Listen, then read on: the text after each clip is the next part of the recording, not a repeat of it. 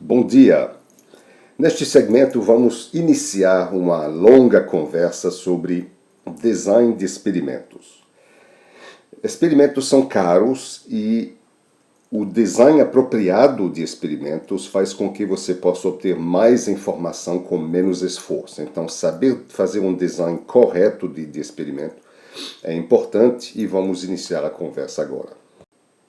Lembre que, de forma geral, experimentos são usados para descobrir os efeitos que são causados por mudanças nos fatores que vamos controlar no experimento. Os efeitos são medidos através de uma ou mais variáveis de resposta e os efeitos são causados por variáveis independentes que a gente controla, chamados os fatores. O design de experimento é um procedimento estatístico para eficientemente chegar a conclusões válidas e objetivas a partir dos nossos dados. No início de um estudo DOE, nós precisamos definir muito bem nossos objetivos, nós precisamos escolher nossos fatores e elaborar um plano detalhado de como essas coisas serão alteradas aqui, os fatores serão alterados para atingir nossos objetivos. Um bom design experimental permite que com esforço mínimo você consegue chegar ao máximo de informação. E é isso que é o mais importante nessa discussão toda. É a gente não fazer experimentos às cegas, variar os fatores às cegas. Existem técnicas eficientes, conhecidas, para você obter o máximo de informação com o mínimo de esforço. Como vamos ver à frente, as técnicas de design de experimento, a maioria, enxerga o sistema como um modelo. A gente vai tentar pegar o nosso sistema e nós vamos tentar modelá-lo da seguinte forma. Primeiro, a gente chama como entradas controladas, vamos chamar X1, X2, duas entradas controladas, os fatores.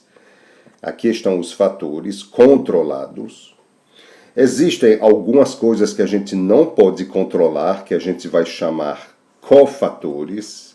Cofatores, eles não são controlados. Não controlados. Exemplos aqui seriam, por exemplo, o workload que é submetido a um data center que você está estudando pode não ser completamente controlado. Então, ele muda de uma forma que você não pode controlar.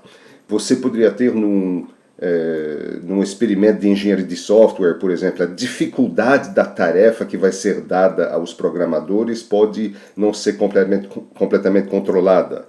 Ou talvez o tipo de CPU que é usada num experimento de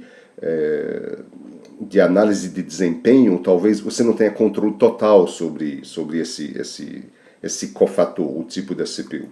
Então, a saída, a gente chama variáveis de resposta, a gente pode ter uma ou mais, né? As variáveis resposta, bom, estão aqui, são as saídas. Então, isso é o modelo, aliás, nós queremos criar um modelo, que eu vou discutir já já, que represente o comportamento do sistema, e isso será feito através do design de experimento.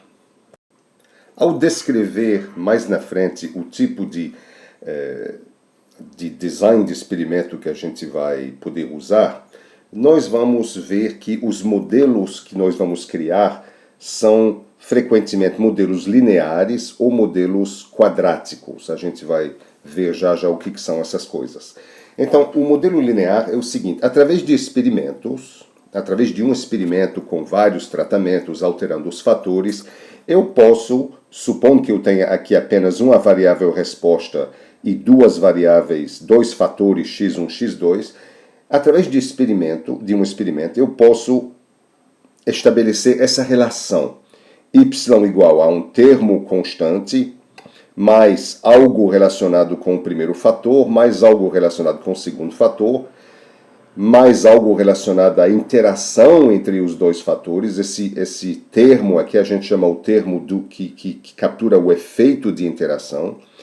E mais algum erro experimental. O erro experimental significa que nosso modelo, que é isso daqui, ele não vai caracterizar perfeitamente o que aconteceu no experimento. Então, vai ter algum desvio, e o desvio é o erro experimental, e nós vamos ver como calcular esses betas, como estimar o erro experimental e o que fazer com esse modelo linear. O Y é chamado o efeito principal, Então, à medida em que você altera fatores, a alteração dos fatores x1, x2 tem um efeito principal, e x1, x2 é o efeito de interação entre os dois fatores. Em alguns casos, nós suspeitamos que existe uma curvatura em y, e a curvatura não pode ser capturada através de um modelo linear como este. Para capturar curvatura, eu preciso usar um modelo que tenha termos quadráticos, como este e como este, por exemplo. Então, nós vamos também ver como calcular modelos desse tipo, e vamos ver o que eu faço com um modelo que tem curvatura. A gente vai ver que, através da técnica de response surface, nós conseguimos otimizar a operação de um sistema, escolhendo o melhor ponto de operação que maximize uma determinada métrica. Isso é a nossa introdução. Agora a gente, ao longo de vários vídeos futuros, vamos ver os detalhes de design de experimento, um assunto bastante fascinante. Muito obrigado.